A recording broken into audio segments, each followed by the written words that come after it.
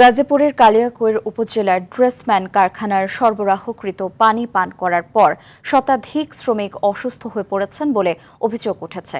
অসুস্থ শ্রমিকদের মধ্যে পেট ব্যথা, বমি, ডায়রিয়া ও মাথা ঘোরার মতো উপসর্গ দেখা দিলে তাদের উপজেলা স্বাস্থ্য কমপ্লেক্স সহ স্থানীয় বিভিন্ন হাসপাতাল ও ক্লিনিকে ভর্তি করা হয়। ঘটনার পর শ্রমিকদের মধ্যে আতঙ্ক ছড়িয়ে পড়ে এবং কারখানার কার্যক্রম ব্যাহত হয়। এদিকে বিষয়টি তদন্ত করে প্রয়োজনীয় ব্যবস্থা নেওয়ার কথা জানিয়েছে সংশ্লিষ্ট কর্তৃপক্ষ।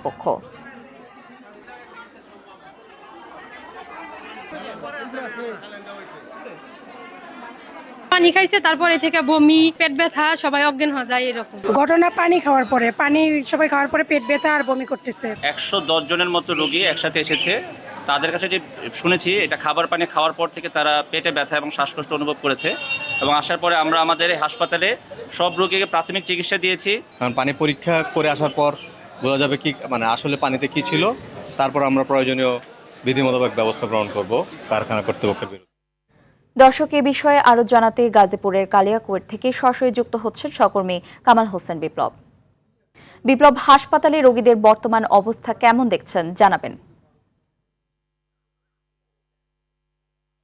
জি রাখা, আপনি যেমনটি জানতে চেয়েছেন যে সকালে কিন্তু ড্রেসম্যান পোশাক কারখানার যে শ্রমিকরা পানি পান করার পরে অসুস্থ হয়ে পড়ে, সেই অসুস্থ শ্রমিকরা উপজেলা স্বাস্থ্য কমপ্লেক্স সহ বিভিন্ন হাসপাতালে তাদেরকে চিকিৎসা দেওয়া হয়। আমি এই মুহূর্তে দাঁড়িয়ে আছি কালিয়াকৈর উপজেলা হাসপাতাল প্রাঙ্গণে। আমি দেখেছি যে এখানে প্রায় শতাধিক যে শ্রমিক রয়েছে, অসুস্থ শ্রমিক, সেগুলো ভর্তি করা হয়েছে এবং চিকিৎসা দেওয়া হচ্ছে। এর মধ্যে নারী শ্রমিকরাই বেশি অসুস্থ হয়ে পড়েছেন।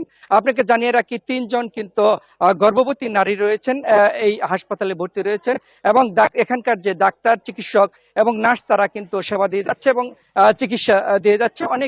অনেকেই সুস্থ হয়েছে। 4 জন উন্নত চিকিৎসার জন্য রেফার করা হয়। এই মুহূর্তে হাসপাতালে প্রায় শতাধিকের মতো এই শ্রমিক এখনো চিকিৎসা নিচ্ছেন বলে ডাক্তার বলেছেন। তো ডাক্তারের সাথে কথা বলেছি, তিনি জানিয়েছেন যে পানিতে কোনো পয়জন ছিল,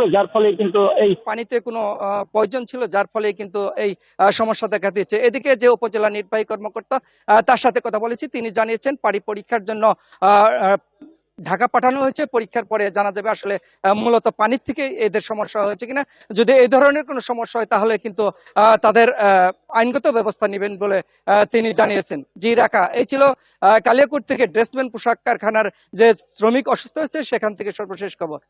ধন্যবাদ।